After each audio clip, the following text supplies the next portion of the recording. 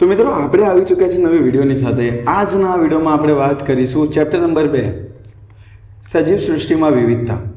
હવે પહેલા જ આ ચેપ્ટરની શરૂઆત એક સુભાષિતથી થાય છે, બરાબર।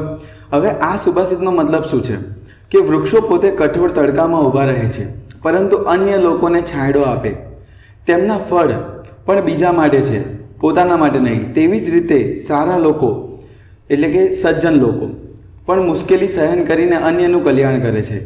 તેઓ જે કંઈ કમાય છે તે બીજાને આપી દે છે।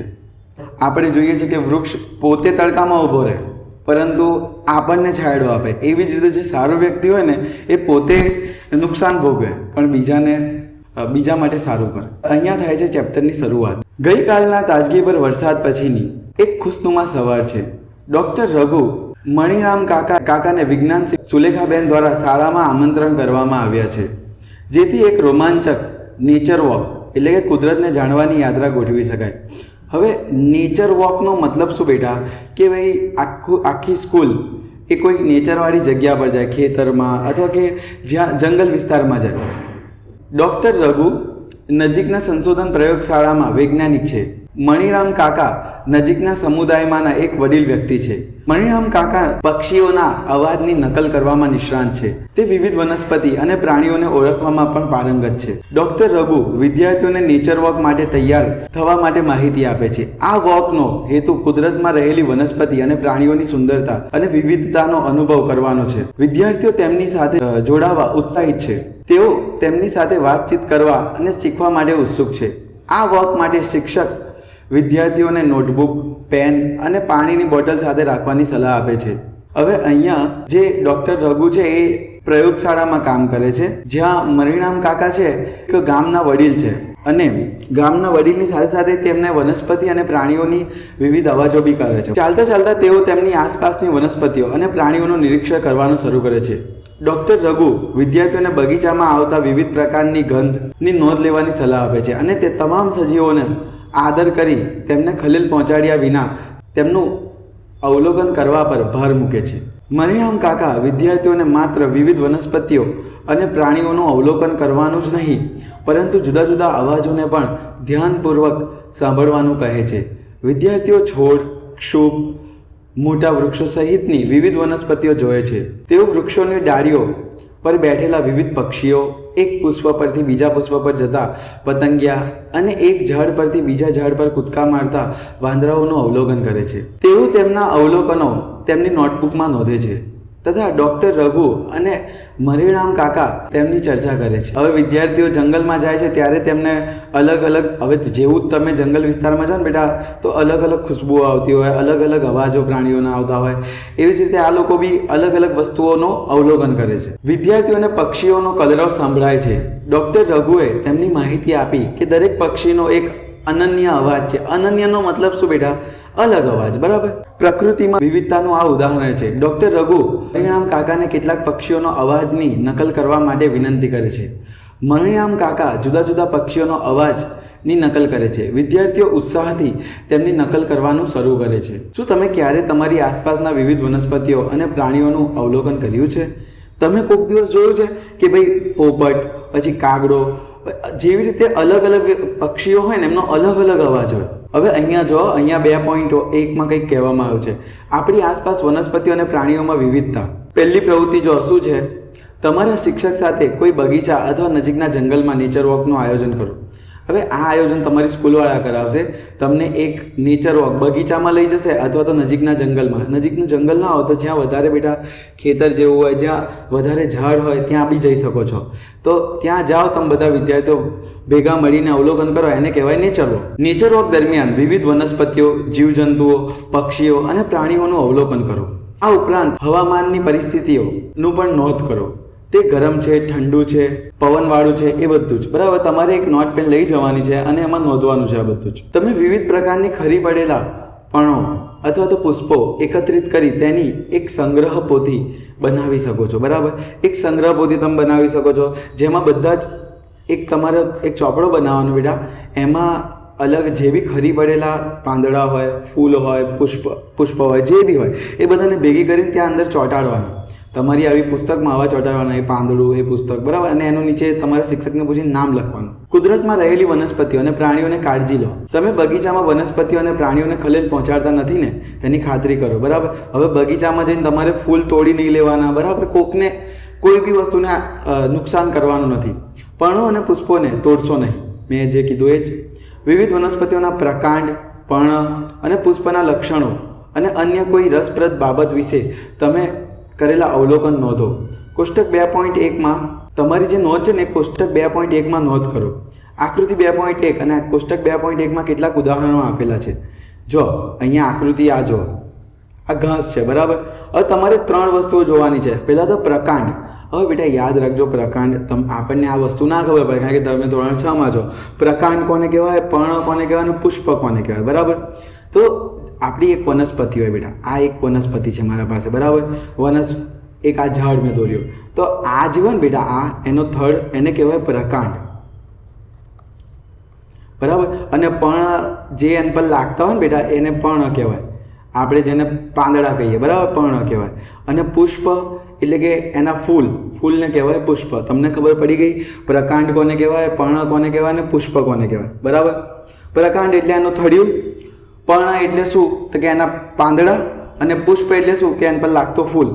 બરાબર, હવે અહીંયા જો, અહીંયા કંઈક આપણને આપ્યું છે, વનસ્પતિનું સ્થાન અને નામ. તો સામાન્ય ઘાસ. બરાબર, એનો પ્રકાંડ કેવો હોય, તમે ઘાસનું જે થડિયું જોયું છે કેવું હોય, એકદમ નરમ અને પાતળું. બરાબર, પ્રકાંડ પર વિવિધ સ્થાને એકાંતરે એકાકી પર્ણ વિકસે છે. બરાબર, હા એવું થાય. જો ઘાસમાં વિવિધ સ્થાને પર્ણ ઉગે છે કે નહીં ઉગતા. બરાબર, નેક્સ્ટ. હવે ઘાસ પર કોઈ પુષ્પ આવે તો કે ના.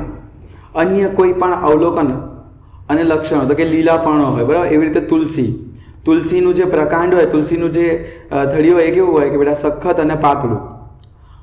પર્ણો કેવા હોય તો કે પર્ણો જોડીમાં અને એકબીજાની વિરુદ્ધ દિશામાં હોય છે. અને અહીંયા પુષ્પો કેવા હોય, ગુલાબી જાંબલી પુષ્પો હોય. બરાબર, અન્ય અવલોકન કશું છે નહીં. જાસૂદમાં કેવું હોય બેટા, તો એનો પ્રકાંડ કેવો હોય, સખત. બરાબર, હવે અન્ય તમને જે બી તમે અવલોકન કરો તો અહીંયા તમે શું લખી શકો બીજો તો કે આંબાનું ઝાડ. બરાબર, આંબાના ઝાડ વિશે લખી શકો તમે તો કે ભાઈ એનો પ્રકાંડ કેવો હોય, સખત અને જાડું. હવે પર્ણો કેવા, આંબાના પર્ણો કેવા હોય એ લખવાનું. પુષ્પ કેવા હોય, બરાબર, આંબા પર પુષ્પ લાગે જ્યારે કેરી આવવાની શરૂઆત થાય ને. અને અન્ય અવલોકનો કે ભાઈ અડ નહીં આપતો આંબો, એ બી અવલોકન તમે લખી શકો છો. બરાબર, તમે અવલોકન કરેલા વનસ્પતિ, તમને કઈ કઈ સમાનતાઓ અને તફાવતો જોવા મળી છે એ લખો. તમે અવલોકન કર્યું હશે કે વનસ્પતિના લક્ષણોમાં વિવિધતા જોવા મળે છે, જેમ કે લાંબા, ટૂંકા, સખત, નરમ પ્રકાંડ. બરાબર, હવે જો અહીંયા તમે ગુલાબનો છોડ લો તો એનું જે પ્રકાંડ હોય, મીન્સ કે એનું જે થડિયું હોય એ પાતળું હોય. બરાબર, સોટી જેવું. પછી અત્યારે આપણે ઘાસનું જોયું તો કેવું આટલું જતું પ્રકાંડ નાનું જ હોય. એવી જ રીતે જે મોટો ઝાડ હોય, બરાબર, એનો પ્રકાંડ કેવો હોય, એનો તો કે મોટો થડિયો હોય બેટા. બરાબર, એ તો ઝાડું હોય અને લાંબુ બી હોય. બરાબર, વિવિધ આકારના પર્ણો અને પ્રકાંડ તથા શાખા પર તેમની ગોઠવણી બી આપણે જોઈ. પુષ્પના રંગો, આકાર અને સુગંધમાં બી ફેરફાર હોય છે. હવે તમે પુષ્પ જો તો કે ગુલાબ જો, પછી મોગરો જો. ગુલાબના રંગ અલગ હોય છે, મોગરાનો રંગ અલગ હોય છે, ગુલાબની ખુશ્બુ અલગ હોય છે, મોગરાની ખુશ્બુ અલગ હોય છે. બરાબર, આ પુષ્પ આવી ગયા. હવે આ વખત દરમિયાન અથવા તમારે અગાઉના અનુભવમાંથી તમે જોયેલા પ્રાણીઓની યાદી બનાવો. તેઓ ક્યાં રહે છે, તેઓ કયો ખોરાક ખાય છે તથા કઈ રીતે પ્રચલનનો મતલબ શું અહીંયા યાદ રાખજો બેટા. પ્રચલન એટલે હલનચલન. બરાબર, પ્રચલન એટલે હલનચલન. અત્યારે આપણે પ્રચલન કેવી રીતે કરીએ છીએ તો પગથી ચાલીએ છીએ. આપણું પ્રચલન કોઈ બી પૂછે કે માણસ પ્રચલન કેવી રીતે કરે કે પગથી ચાલે. બરાબર, પક્ષીઓ પ્રચલન કેવી રીતે કરે તો કે ભાઈ ઉડીને. બરાબર, આવી રીતે. એટલે યાદ રાખજો આ વસ્તુ.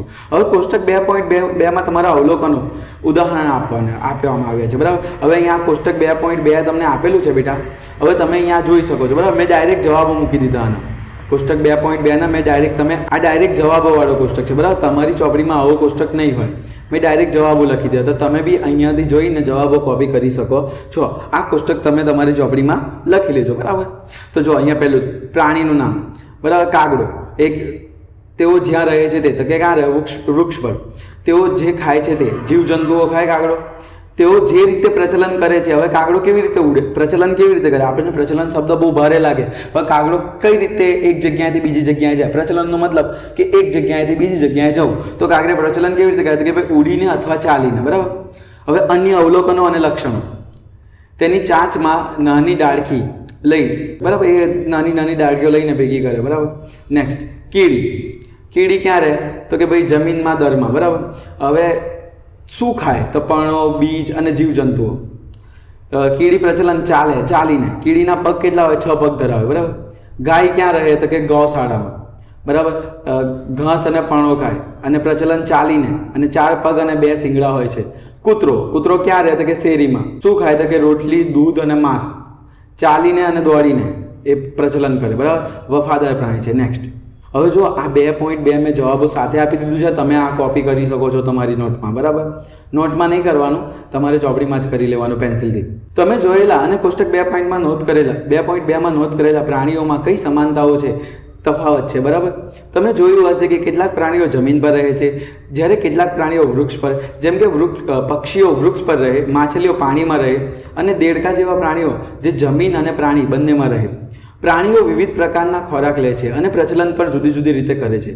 તમે અવલોકન કરેલી વનસ્પતિઓ, પ્રાણીઓ, રેખાચિત્ર તમારી નોટબુકમાં દોરો, અથવા વિવિધ પર્ણો, પુષ્પો અને પ્રાણીઓના પીછાની સંગ્રહ પોથી તૈયાર કરો.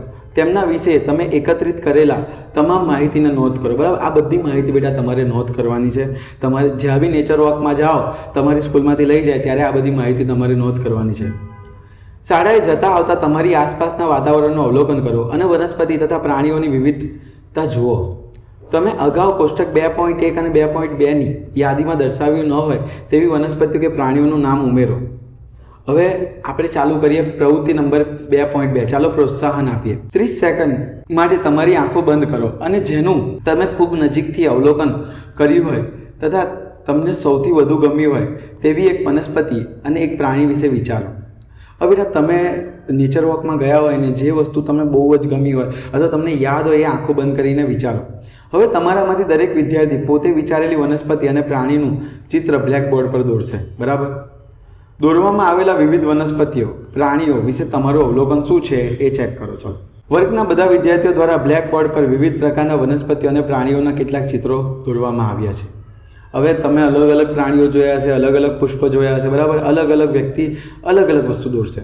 શું તમને લાગે છે કે બ્લેકબોર્ડ પર દોરેલી વનસ્પતિઓ અને પ્રાણીઓ ઉપરાંત પણ ઘણા પ્રકારના વનસ્પતિઓ અને પ્રાણીઓ હોઈ શકે?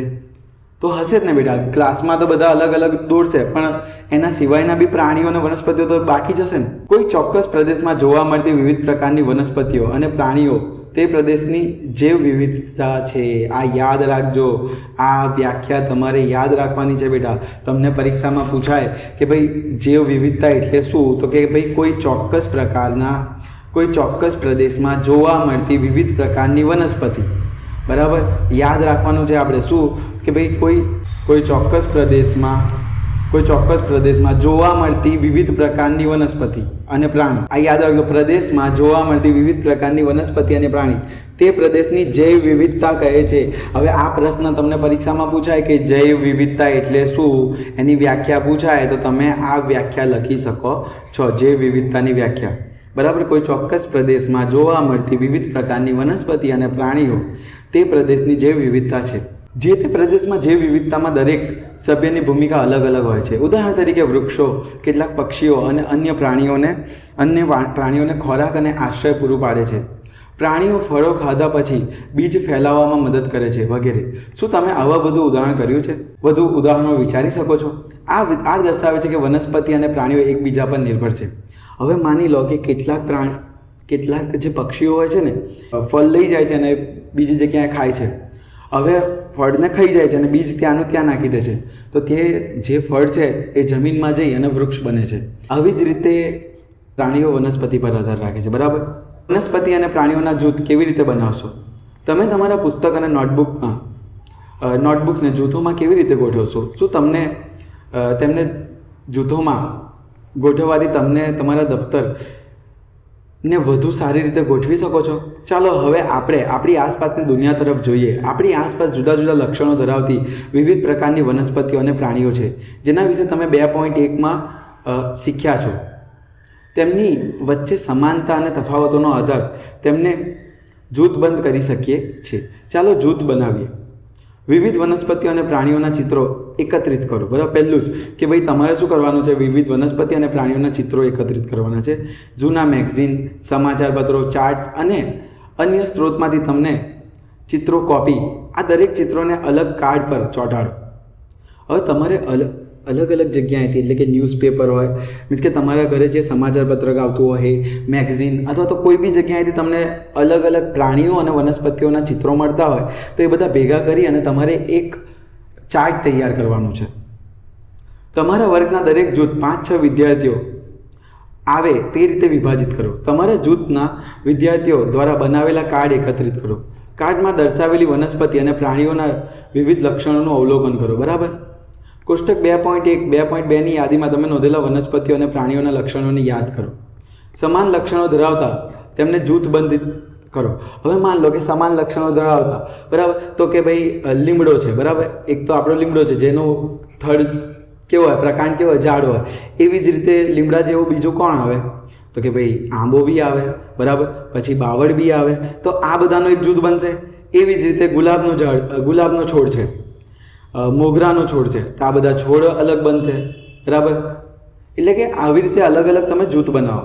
તમે કરેલા વર્ગીકરણના આધારે વર્ગના અન્ય જૂથો સાથે માહિતીની આપ-લે કરો અને ચર્ચા કરો. તમને એ જોઈને આશ્ચર્ય થશે કે વિવિધ જૂથો દ્વારા ઉપયોગમાં લેવામાં સામાન્ય લક્ષણોના આધાર અલગ અલગ હોઈ શકે છે. તમને શું લાગે છે કે તેની પાછળના કારણ શું હશે? વિવિધ વિદ્યાર્થીઓ જૂથ બનાવવા માટે વિવિધ સામાન્ય લક્ષણો પસંદ કર્યા હશે. ઉદાહરણ તરીકે કેટલાક વિદ્યાર્થીઓએ છોડની ઊંચાઈનું જૂથ બનાવવાનો આધાર તરીકે પસંદ કર્યો હશે, જ્યારે અન્ય વિદ્યાર્થીઓએ વનસ્પતિના જૂથ બનાવવાના આધાર તરીકે પુષ્પની હાજરી અથવા ગેરહાજરી પસંદ કરી હશે. બરાબર. હવે અહીંયા મેં કીધું એ જ કે ભાઈ પુષ્પની હાજરી છે કે નહીં, પછી પ્રકાંડ કેવું છે, કઠણ છે કે કુમળું છે, ખોરાકના ગ્રહણની ટેવો કેવી છે, જ્યાં તેઓ રહે છે તે સ્થળ કેવું છે. બરાબર. પ્રાણી અને વનસ્પતિનું જૂથ. તો અહીંયા આપણે વનસ્પતિ અને પ્રાણીઓને જૂથબંધ કરવા માટે કેટલીક સંભવિત માપદંડ આપણે અહીંયા આપેલા છે. બરાબર. તમે વિવિધ લક્ષણોના આધારે પ્રાણીઓના જૂથ બનાવ્યા હશે, જેમ કે તેઓ શું ખાય છે, તેઓ ક્યાં રહે છે, તેમનો રંગ કેવો છે અને તેઓ કેવી રીતે પ્રચલન કરે છે. અત્યારે પ્રચલનના આધારે આપણે વનસ્પતિઓનું એ બનાવવું હોય એક જૂથ, તો કોણ આવે? ભાઈ આવે કૂતરો, બીજું કોણ આવે? બિલાડી, પછી વાઘ, પછી સિંહ. જો આ બધા જે મેં પ્રાણીઓ લખ્યા છે એ પ્રાણીઓ કેવા છે, તો કે 4 પગ પર ચાલે છે. બરાબર. એમના 4 પગો છે અને પ્રચલન કરવાની એ જમીન પર જ ચાલે છે. બરાબર. પક્ષીઓનું પ્રચલનના આધારે હું બનાવું તો શું થાય? કાગડો, પછી કોણ આવશે કે મોર, પોપટ. આ બધા પ્રચલન કેવું કરશે, તો કે ઉડીને. તો પ્રચલનના આધારે બી હું જૂથ બનાવી શકું છું. આપણી આસપાસ સામગ્રી પ્રકરણમાં તમે રોજિંદા જીવનમાં જૂથ બનાવવાના મહત્વ વિશે વધુ શીખશો. બરાબર. હવે આગળના જે ચેપ્ટર છે ને, આપણી આસપાસની સામગ્રી, એમાં આપણે જૂથ બનાવતા વધારે સારી રીતે શીખીશું. હવે વનસ્પતિઓની જૂથ કેવી રીતે બનાવશો? હવે આપણે અહીંયા 2.1માં આપણે શીખીશું વનસ્પતિઓના જૂથ કેવી રીતે. તમે નોંધ્યું હશે કે વનસ્પતિ પ્રકાંડ, પર્ણ, પુષ્પ અને અન્ય લક્ષણોમાં વિવિધતા દર્શાવે છે. જુદા જુદા વનસ્પતિઓના પ્રકાંડની જાડાઈ, ઊંચાઈ અને સખતપણું અલગ અલગ હોય છે, જ્યારે પર્ણોના આકાર, રંગ, કદ અને ગોઠવણી જુદી જુદી હોય છે. પ્રવૃત્તિ 2.3માં તમે આમાંના કોઈ એક લક્ષણનો ઉપયોગ કરીને વનસ્પતિના જૂથબદ્ધ કરવાનો પ્રયાસ કર્યો હશે. તમે અગાઉના ધોરણમાં પણ શીખ્યા હશો કે વનસ્પતિને તેની ઊંચાઈ અને પ્રકારોના આધારે છોડ, ક્ષુપ, વૃક્ષમાં વર્ગીકૃત કરી શકાય છે. હવે અહીંયા યાદ રાખજો, છોડ, ક્ષુપ અને વૃક્ષ. છોડ કોને કહેવાય, ક્ષુપ કોને કહેવાય અને વૃક્ષ કોને કહેવાય, એ 3 રીતે આપણે વનસ્પતિને વર્ગીકૃત કરીશું. બરાબર. તો અહીંયા આપણે આગળ સમજીએ. ચાલો આપણે વનસ્પતિના લક્ષણોનો વિગતવાર અભ્યાસ કરીએ. બરાબર. અને તેમના આધારે તેમને જૂથ બનાવીએ. જૂથ બનાવીએ. ચલો ફરી એકવાર નેચર વોક પર જઈએ અને કેટલાક રસપ્રદ અવલોકન કર્યો. વિવિધ વનસ્પતિઓની ઊંચાઈ ધ્યાનથી જુઓ. શું આ બધી વનસ્પતિઓ તમારા કરતાં નીચી છે, તમારા જેટલી છે અથવા તમારા કરતાં વધુ ઊંચી છે? પ્રકાંડનો રંગ કથ્થઈ છે કે લીલો છે? બરાબર. આ બધી વસ્તુઓ તમારે જોવાની છે કે વનસ્પતિઓ તમારા કરતાં ઊંચી છે, નીચી છે કે બહુ જ ઊંચી છે, ખૂબ જ ઊંચી છે. બરાબર. તમને પ્રકાંડ એટલે એના થડને સ્પર્શો કે ભાઈ એનો જે થડ છે એ કથ્થઈ રંગનો છે કે પછી લીલા રંગનો છે, બરાબર. તેમના પ્રકાંડને સ્પર્શ કરીને અનુભવો અને તેમના હળવેથી વાળવાનો પ્રયત્ન કરો. હવે પ્રકાંડને તેમનો સ્પર્શ કરો અને વાળવાનો પ્રયત્ન કરો. શું તમે પ્રકાંડને સરળતાથી વાળી શકો છો કે તે સખત છે? ધ્યાન રાખો કે પ્રકાંડ તૂટે નહીં. યાદ રાખજો, આ વાળવાનો વાંધો નહીં પણ તૂટે નહીં. વનસ્પતિની ડાળીઓ ક્યાંથી નીકળે છે એ જુઓ. શું તે જમીનની નજીકથી નીકળે છે કે પ્રકાંડની ઉપરથી? કોષ્ટક 2.3માં આપેલી ખાલી જગ્યાઓમાં તમારા અવલોકન નોંધો. કેટલાક ઉદાહરણો પહેલાંથી જ આપેલા છે. હવે અહીંયા જો કોષ્ટક 2.3 છે આ બેટા, બરાબર. આ કોષ્ટક 2.3 તમે અહીંયા અવલોકન કરો. ચાલો, કોષ્ટક 2.3 તમને આવી રીતે આપેલું છે, બરાબર. આંબો. હવે અહીંયા શું આપ્યું છે બેટા? એનું નામ આપ્યું છે, બરાબર. પ્રકાંડની ઊંચાઈ. આંબાનો પ્રકાંડ કેવો હોય? નીચો, મધ્યમ કે ઊંચો? તો કે ઊંચો જો આંબો નીચો થોડી હોય. પછી પ્રકાંડના લક્ષણો. પ્રકાંડ કેવો હોય આંબાનો? તો કે કથ્થાઈ રંગનો. કુમળું હોય કે સખત? તો કે સખત હોય. જાડું હોય કે પાતળું? તો કે આંબાનું જે પ્રકાંડ હોય એ બેટા જાડું હોય, તો જાડું, બરાબર. હવે જમીનની નજીક હોય, બરાબર.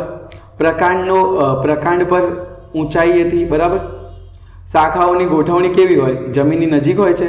ના, શાખાઓ કેવું હોય? પહેલાં આંબાનો આમ પ્રકાંડ હોય, પછી જઈને ઉપર શાખાઓ હોય ને, શાખાઓ એટલે એની ડાળીઓ, બરાબર. તો કે ભાઈ જમીન પ્રકાંડ પરથી કેવું હોય બેટા? ઊંચાઈએ હોય. અને વનસ્પતિઓના જૂથનું નામ શું છે? તો કે વૃક્ષ. અને શું કહેવાય બેટા? વૃક્ષ.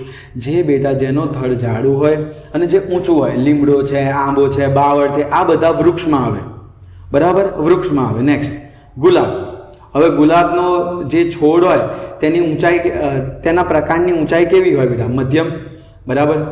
હવે એના પ્રકાંડ કેવું હોય બેટા? સોટી જેવું હોય એનો પ્રકાંડ, બરાબર. કથ્થાઈ રંગનો છે, સખત હોય, એ બી સાચી વાત છે. હવે તેના પ્રકાંડની જાડાઈ કેવી હોય? તો કે પાતળું હોય. હવે આંબાની અંદર જે ડાળીઓ હોય છે, આંબુ બોલી ગયો. જે ગુલાબના છોડમાં ડાળીઓ હોય છે એ ક્યાંથી? ચાલો, જમીનની નજીકથી સ્ટાર્ટ થઈ જાય, તો કે હા, બરાબર. અને આને કહેવાય બેટા ક્ષુપ. શું કહેવાય? ક્ષુપ. તમે યાદ રાખજો, તમારે 3 વસ્તુ પર ખબર પડે. વૃક્ષ, બરાબર. પછી આવશે ક્ષુપ, બરાબર. અને લાસ્ટ આવશે છોડ. જો વૃક્ષ એટલે જે ઊંચું હોય, જેનો થડ મીન્સ કે જેનો પ્રકાંડ જાડો હોય અને જેની ડાળીઓની શરૂઆત જમીનથી બહુ ઊંચેથી થતી હોય. એવી જ રીતે જે છોડ હશે ને બેટા, છોડ હશે ને ખૂબ જ નીચું હશે, બરાબર. એવી રીતે ટામેટા આવે, બરાબર. ટામેટાનો જે પ્રકાંડ હોય એ ખૂબ જ નીચું હોય, બરાબર. એનો જે પ્રકાંડ હોય એ લીલો હોય અને કેવો હોય? કુમળો હોય. તમે એને વાળી શકો. અને પ્રકાંડની જાડાઈ કેવી હોય? પાતળું. હવે એ જમીનની નજીક હોય, હા, તો એને કહેવાય છોડ. યાદ રાખી લેજો આ વસ્તુ, બરાબર. હવે આ કોષ્ટક પૂરવાનું છે. હવે આ કોષ્ટક તમે કેવી રીતે પૂરશો એ તમને કહી દઉં. તો આ મેં ઓલરેડી તમારા માટે આ બનાવેલું છે. જો આમાં તમારે હવે અહીંયા છે ને, અહીંયા તમારે સીધું જો મેં અહીંયા 4-5 વસ્તુઓ બી લીધી છે, બરાબર. હવે તમારે આમાંથી જોઈને સીધું જો મેં ચોથા નંબરથી આપ્યું છે. અહીંયા 3 નંબર તો અહીંયા લખેલા છે ને, આપણે ચોથા નંબરથી પીપળો. પીપળાનો છોડ કેવો હોય? કથ્થાઈ. હવે આ વૃક્ષના ઉદાહરણ છે. પછી ક્ષુપના ઉદાહરણ, પછી છોડ અને ક્ષુપ, બરાબર. હવે આ ખરાનો મતલબ શું બેટા? કે ભાઈ હા, અને આ ખોટાનો મતલબ ના છે, બરાબર. યાદ રાખજો. તો આમાંથી જોઈ અને તમારી ચોપડીમાં જે ખાલી જગ્યા છે નીચે એ પૂરી લેજો, બરાબર. હવે અહીંયા આવ્યા પછીથી આવી જાઓ. તમને ખબર પડતી હોવી જોઈએ છોડ કોને કહેવાય, વૃક્ષ કોને કહેવાય અને બેટા ક્ષુપ કોને કહેવાય. આ વસ્તુ યાદ રાખજો મારા છોકરાઓ. તમને છોડ, ક્ષુપ અને વૃક્ષમાં તફાવત છે તે જોવા મળ્યો. 2.3માં તમે નોંધેલી માહિતીના આધારે તમે વનસ્પતિ કેવી રીતે છોડ, ક્ષુપ અને વૃક્ષો વર્ગીકૃત કરી શકશો. કેટલીક વનસ્પતિઓ ખૂબ જ ઊંચે સુધી વૃદ્ધિ પામે છે અને સખત જાડું કથ્થાઈ રંગનું કાષ્ઠીય પ્રકાંડ ધરાવે છે. તેમની ડાળીઓ વિશિષ્ટ રીતે પ્રકાંડ પર ઊંચાઈએથી અને જમીનથી ઊંચે ઉગવાની શરૂઆત કરે છે. આ વનસ્પતિઓને વૃક્ષો કહે છે. જો અહીંયા વ્યાખ્યા આવી ગઈ આપણા માટે વૃક્ષની. વનસ્પતિ ખૂબ ઊંચે સુધી વૃદ્ધિ પામે છે અને સખત જાડું કથ્થાઈ રંગનું કાષ્ઠીય પ્રકાંડ, બરાબર. આપણે વધારે યાદ નહીં રાખવાનું, આપણે એટલું જ યાદ રાખવાનું છે કે ભાઈ કેવું એનું પ્રકાંડ હોય? તો કે સખત જાડું અને કથ્થાઈ રંગનું પ્રકાંડ ધરાવે છે. તેમની ડાળીઓ, હવે એમની ડાળીઓ છે ને જમીનથી, જ્યારે એનો થડ હોય ને એ જમીનથી થોડું ઊંચો જાય ને પછી જ ડાળીઓ આવે, બરાબર. તેમની ડાળીઓ વિશિષ્ટ રીતે પ્રકાંડ પર ઊંચાઈએથી અને જમીનથી ઊંચે ઉગવાની શરૂઆત કરે છે, બરાબર. તેમની ડાળીઓ જમીનથી ઊંચે ઉગવાની શરૂઆત કરે છે. આ વનસ્પતિને વૃક્ષ કહેવામાં આવે છે. તમે તમારી નોટમાં નોંધી લેજો વૃક્ષ કોને કહેવાય, બરાબર. નેક્સ્ટ, હવે જો અહીંયા ક્ષુપની વ્યાખ્યા છે અને એવી જ રીતે છોડની વ્યાખ્યા. ચલો, ક્ષુપ કોને કહેવાય, ક્ષુપની વ્યાખ્યા હું તમને અહીંયા ટીક કરી આપું. આ બધી વ્યાખ્યાઓ તમારે લખવાની છે બેટા. અહીંયા છે, વનસ્પતિ વૃક્ષો જેટલી ઊંચી હોતી નથી. આ વનસ્પતિઓ ઘણી બધી કથ્થઈ રંગની ડાળીઓ ધરાવે છે જે જમીનની ખૂબ જ નજીક ઉગે છે. આ પ્રકાંડ સખત હોય છે પરંતુ વૃક્ષના થડ જેટલા જાડા હોતા નથી, બરાબર. આમનો જે ક્ષુપ હોય ને એનો વૃક્ષના થડ જેટલું જાડું ના હોય, બરાબર. આ ક્ષુપ છે. જો આ ઝાડ જુઓ, તમને દેખાય છે જમીનથી નજીક એમની ડાળીઓ છે કે નહીં, બરાબર. આને કહેવાય ક્ષુપ. પણ એમની જે તમે ડાળીઓ જુઓ ને બેટા, ડાળીઓ જુઓ ને એ થોડી કથ્થઈ રંગની ને સખત હોય, બરાબર, પણ પાતળી હોય. આ પ્રકાંડ સખત હોય છે પરંતુ વૃક્ષના થડ જેટલા જાડા હોતા નથી. આ વનસ્પતિને ક્ષુપ કહે છે, બરાબર. ઉદાહરણ તરીકે ગુલાબ, મોગરો બધું આવી જાય. હવે નેક્સ્ટ આવશે બેટા છોડ. હવે અહીંયા છોડની વ્યાખ્યા છે. જો આપણે અત્યાર સુધી 3 વ્યાખ્યાઓ જોઈ, આ ત્રીજી વ્યાખ્યા. કેટલીક વનસ્પતિઓ વિશિષ્ટ રીતે નીચી હોય છે તથા તેમનું જે પ્રકાંડ હોય છે એ કુમળું અને લીલું હોય છે. યાદ રાખજો, કુમળું અને લીલું. કુમળું મતલબ શું બેટા? નમ્યતા ધરાવે, એટલે એકદમ પાતળું હોય અને આપણે આને વાળીને વળી જાય. ઉદાહરણ તરીકે ટામેટા એક પ્રકારનો છોડ છે, બરાબર. નબળા પ્રકાંડવાળા અહીંયા વેલા બી આવે અને ભૂપ્રસારી. હવે ભૂપ્રસારી એટલે શું એ સમજો. નબળા પ્રકાંડવાળા કેટલીક વનસ્પતિઓ ઊંચે ચડવા અને વૃદ્ધિ પામવાનો આધાર. હવે તમે અમરવેલ જોઈ હોય, એ વેલા છે બેટા, બરાબર. એમને વેલા કહેવાય. આ બી યાદ, ચોથી વ્યાખ્યા બેટા જો કે વેલા કોને કહેવાય. જો વેલા, આ વ્યાખ્યા બી તમારે યાદ રાખવાની છે, બરાબર. પછી આવશે ભૂપ્રસારી. કેટલીક વનસ્પતિઓ જમીન પર ફેલાય છે તેમને ભૂપ્રસારી કહેવામાં આવે છે, બરાબર. નેક્સ્ટ,